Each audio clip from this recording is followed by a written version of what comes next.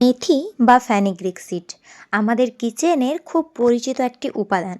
তবে আপনি কি জানেন আপনার চুলের চর্চায় এর মধ্যে অনবদ্য আর কোনো কিছু হতেই পারে না। তাই এই মেথি বা ফেনিগ্রিক সিডস আপনার চুলের যত্নে কী উপকারিতা দিতে পারে সেই ভিডিওটি আপনাদের সাথে আজকে শেয়ার করতে চলে এলাম। আজকের ভিডিওটি আপনাদের জন্য অনেক হেল্পফুল হতে চলেছে, তাই বন্ধুরা ভিডিওটিকে স্কিপ না করে ভিডিওটি শেষ পর্যন্ত দেখার অনুরোধ রইল।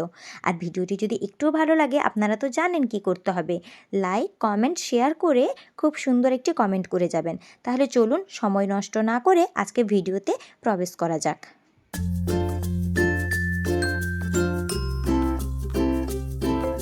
মেথি নিজেদের ত্বকের পরিচর্যার জন্য বা চুলের পরিচর্যার জন্য খুব অপরিহার্য একটি উপাদান। এটি তো আমাদের প্রত্যেকের কিচেনে কম বেশি থাকে।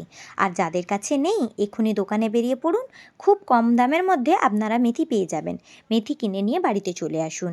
এই মেথি থেকে আমরা কিভাবে নিজেদের চুলকে রাতারাতি লম্বা করতে পারি, ঘন করতে পারি, মজবুত করতে পারি, সেই সিক্রেট টিপসটি আপনাদের সাথে শেয়ার করব। এর আগে আশা করছি আপনারা এরকম টিপস কোথাও পাননি।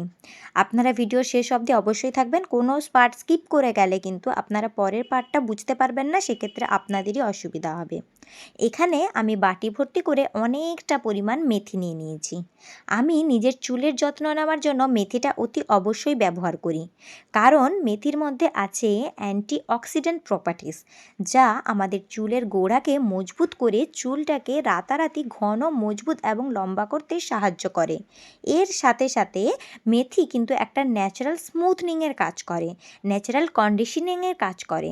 আমাদের যাদের ফ্রিজি হেয়ার, রুক্ষ সূক্ষ্ম চুল হয়ে গেছে তাদের চুলটাকে নরম করে দিতে অনেক বেশি হেল্পফুল করে। তাই অবশ্যই মেথি কিন্তু ইউজ করতে হবে। মেথিকে আপনারা তো তেলের সাথে কিভাবে ফুটিয়ে অয়েল বের করবেন সেটা আগের ভিডিওতে আপনাদের সাথে শেয়ার করেছি। যারা এখনও এই ভিডিওটি দেখেননি আপনাদের কাছে অনুরোধ থাকবে একটু গিয়ে ভিডিওটি দেখে আসবেন। আজকে আমি যেটা করব সেটা হলো মেথির হেয়ার সিরাম বা হেয়ার টোনার ইউজ করব।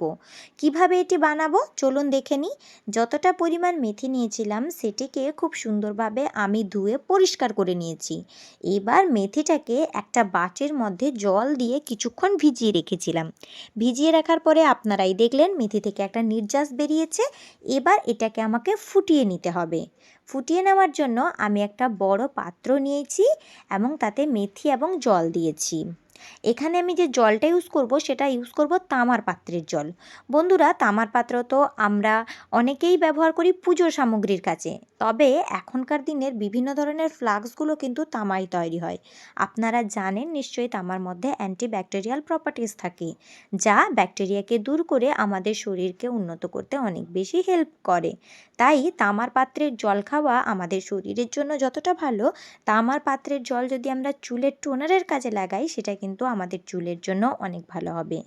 এখানে যতটা পরিমাণ মেথি নিয়েছিলাম তার থেকে দ্বিগুণ পরিমাণ জল অ্যাড করে দিলাম, যাতে জলের পরিমাণটা অনেকটা বেশি হয়।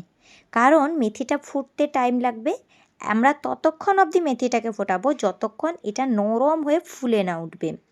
এরপর আমি যেটা নিচ্ছি এটা হলো অনিয়ন বা পেঁয়াজ।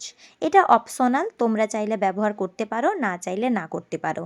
অনেকেই পেঁয়াজের গন্ধটা সহ্য করতে পারে না, সেক্ষেত্রে তোমরা পেঁয়াজটাকে স্কিপ করতে পারো, অসুবিধা নেই। তবে পেঁয়াজের মধ্যে থাকে ক্লোরিন এবং সালফার, যা আমাদের চুলের গতিবেগকে দ্রুত করতে অনেক হেল্পফুল করে।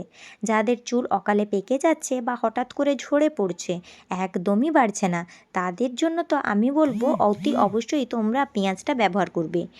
আর ভয় পাচ্ছ এর দুর্গন্ধ নিয়ে, তার জন্য যদি তোমাদের কাছে লেমন এসেন্সিয়াল অয়েল থেকে 1-2 ফোঁটা দিয়ে দিও, বা রোজমেরি এসেন্সিয়াল অয়েল থেকে 1-2 ফোঁটা দিয়ে দিও, তাহলে এর বাজে স্মেলটা চলে যাবে। যাই হোক, পেঁয়াজগুলোকে তো কুচি কুচি করে কেটে নিলাম। এবার মেথির যে জলটাকে ওভেনের ওপর বসিয়ে রেখেছি ওই জলে আমি পেঁয়াজগুলোকে অ্যাড করে দিব। মেথি এবং পেঁয়াজের মিশ্রণে যে হেয়ার টোনারটা বানাবো এটা আমাদের চুলের এতটা উপকার করবে যা আপনারা হাজার হাজার টাকা দিয়ে প্রোডাক্ট কিনেও বাইরে পাবেন না।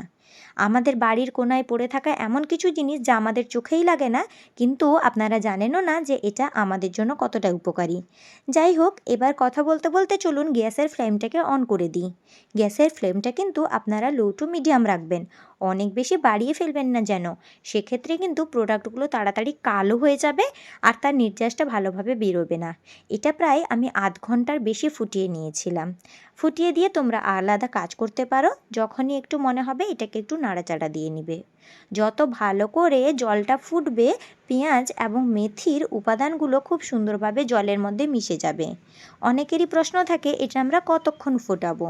তোমরা ততক্ষণই ফোটাবে যতক্ষণ এই 3 ডবল জলটা হাফ বাটিতে না এসে যাচ্ছে। এমনভাবে টোনারটাকে বানাতে হবে যেন 1 থেকে 2 বার ইউজ করার পরে ওটা শেষ হয়ে যায়। অনেক বেশি পরিমাণে জল দিয়ে যদি রেখে দাও তাহলে সেক্ষেত্রে মেথির গুণাগুণগুলো তো মিশবেই না, আর তার সাথে সেটা ততটাও উপকারী হয় না। তাই একটু তো সময় নিয়ে অবশ্যই ফোটাতে হবে। তবে হ্যাঁ, এগুলোকে সবসময় লো টু মিডিয়াম ফ্লেমেই ফোটাতে হয়। হাই ফ্লেমে ফোটালে কিন্তু এটা এত ভালো কাজ করে না। দেখো, তোমাদের সাথে আমি কথাও বলছি আর এদিকে আমার টোনারও রেডি হচ্ছে। পেঁয়াজগুলো কিন্তু পুড়ে যাচ্ছে না, অথচ নরম হয়ে যাচ্ছে। আর বারে বারে তোমাদেরকে তুলে দেখাচ্ছি মেথিটাও কেমনভাবে নরম হয়ে যাচ্ছে। ঠিক যেভাবে মেথিগুলো ফুলে ফেঁপে উঠবে ততক্ষণ অবধি আমরা ফুটিয়ে নিব। আরও একটা কথা এখানে বলে রাখি, এই টোনারটা তোমরা কিন্তু শ্যাম্পু করার আগে ইউজ করতে পারো, দিনে বা রাত্রে যে কোনো সময়।